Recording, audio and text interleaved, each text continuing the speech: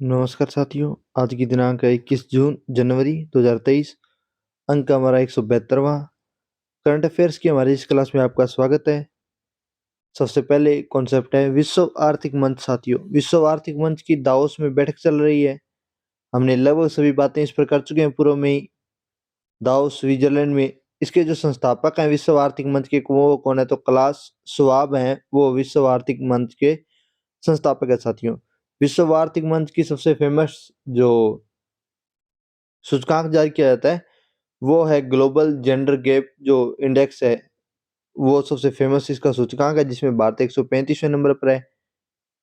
Next देखिए, भारतीय कुश्ती महासंघ फिर चर्चा में साथियों, और इसके अध्यक्ष कौन है? बृजभूषण शरण है। चर्चा में दोबारा रहने का कारण क्या है कि MC मैरी कॉम की अध्यक्षता में 7 सदस्यीय समिति का गठन किया गया। इसमें जो आरोप वगैरह है उनकी जांच के लिए 7 सदस्यीय समिति का क्या किया गया? गठन किया गया। और भारतीय ओलंपिक संघ के द्वारा किया गया। किसके द्वारा किया गया है? तो भारतीय ओलंपिक संघ के द्वारा, क्योंकि भारतीय ओलंपिक संघ के अंडर में ही आता है भारतीय कुश्ती महासंघ, तो ध्यान रखिएगा। और इन संघों को कई बार बर्खास्त कर देता है भारतीय ओलंपिक संघ, ऐसा पूर्व में हो चुका है। बॉक्सिंग संघ के साथ सबसे ज्यादा बार हुआ है। केंद्रीय सतर्कता आयोग साथियों चर्चा में क्यों है? क्योंकि इसके आयुक्त का पद अभी रिक्त है, सरकार ने विज्ञप्ति जारी की है। 1964 में केस संतानम समिति की अध्यक्षता में गठित भ्रष्टाचार निरोधक समिति की सिफारिश पर इसका गठन किया गया था। इस समिति को जो पावर मिलती है वो 2 अधिनियम से मिलती है। केंद्रीय विशेष पुलिस स्थापना अधिनियम 1946 से, और दूसरी केंद्रीय सतर्कता आयोग अधिनियम 2003 से। 2003 तक इसे इस अधिनियम से पावर मिल रही थी, बाद में इसका संवैधानिक अधिनियम हो गया और ये एक प्रकार का संवैधानिक सांविधिक निकाय हो गया। लेकिन ध्यान रखिएगा, ये एक स्वतंत्र निकाय है, किसी भी विभाग के और किसी भी मंत्रालय के अधीन ये नहीं आता है, ठीक है। और ये बात ही ध्यान रखिएगा, भ्रष्टाचार निरोधक अधिनियम 1988 इसे भ्रष्टाचारों की जांच की शक्ति देता है। ये समय जांच नहीं करता है साथियों, ध्यान रखिएगा। CBI और अन्य जो जांच एजेंसियां वो इसके लिए जांच का कार्य करती हैं, ये उनको रिपोर्ट देता है, वो इसे रिपोर्ट सुपुर्द करती है जांच की। नेक्स्ट चर्चा में साथियों, मिस्र इजिप्ट, जिसकी इंग्लिश फॉर्म इजिप्ट है। राष्ट्रपति कौन है? अब्दुल फतेह अली सीसी यहाँ के राष्ट्रपति हैं। राजधानी कौन सी है? तो काहिरा है साथियों। राजधानी कौन सी है? काहिरा। गणतंत्र दिवस 2023 के राजकीय अतिथि हैं कौन? मिस्र इजिप्ट के ये जो राष्ट्रपति हैं वो इस बार हमारे गणतंत्र दिवस के मेहमान हैं। भारत और मिस्र संबंधों की बात करें तो GM नासिर जो थे और नेहरू जी जो थे वो गुटनिरपेक्ष संस्थापकों में शामिल थे। वामे नक्रुमा इंडोनेशिया वाले जो हैं उनके साथ इनका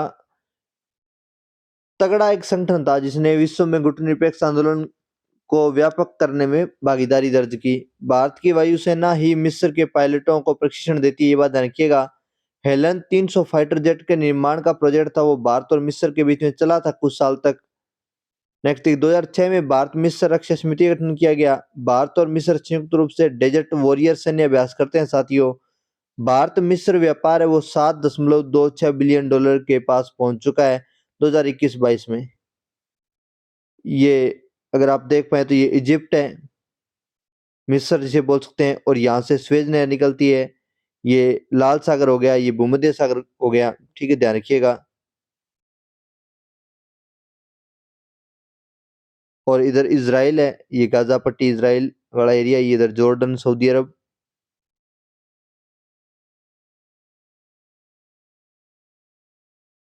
हाइड्रोजन ट्रेन साथियों, वर्ल्ड हेरिटेज रेलवे ट्रैक कालवा शिमला पर संचालित की जाएगी हाइड्रोजन ट्रेन।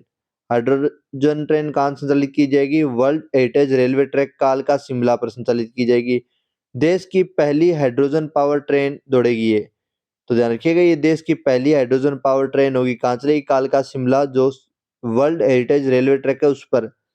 ये नैरोगेज का ट्रैक है और वर्ल्ड हेरिटेज साइट में शामिल है। 2008 में यूनेस्को ने इसे वर्ल्ड हेरिटेज सूची में क्या किया था? शामिल किया था साथियों, ये बात ध्यान रखिएगा। ये 2 रेलवे ट्रैक है, एक यहाँ चलता है, एक साउथ में जो भी चलता है, एक रेलवे ट्रैक जो भी वर्ल्ड हेरिटेज साइट में शामिल है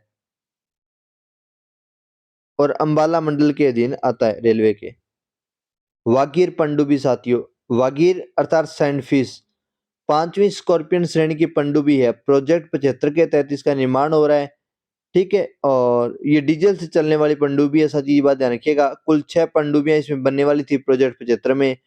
कलवरी, खंडेरी और करंज बन चुकी है। इसके अलावा वेला बन चुकी है, वागीर अब बनी है और वागसीर अभी बन रही है। तो कुल 6 कलवरी 2017, खंडेरी 2019, करंज 2021, वेला 2021, वागीर 2022-23 और वागीशीर 2023 में निर्मित हो जाएगी साथियों। डीजल इलेक्ट्रॉनिक स्कॉर्पियन है, ये ध्यान रखिएगा। मझगांव डाक शिप बिल्डर्स लिमिटेड में इसका निर्माण किया जा रहा है। वागीर प्रथम 1973 में रूस से लेकर भारतीय नौसेना में शामिल की गई थी, जिसे बाद में रिटायर कर दिया गया और उसी का नया वर्जन बनाया गया। स्वदेशी वर्जन है कौन सा? ये कलवरी, सॉरी वागीर जो अभी वाला है स्कॉर्पियन श्रेणी का। यूपीआई साथियों, यूपीआई डिजिटल पेमेंट को बढ़ावा देने के लिए सरकार ने यूपीआई यूनिफाइड पेमेंट्स इंटरफेस शुरू किया गया था। इसे 2016 में लॉन्च किया गया था साथियों। और national payment corporation of India NPCI के द्वारा इसे शुरू किया गया था साथियों, ये बात ध्यान रखिएगा। और इसी के साथ हमारी आज की क्लास समाप्त होती है साथियों। चैनल को शेयर कीजिए, सब्सक्राइब कीजिए। जय हिंद, जय भारत।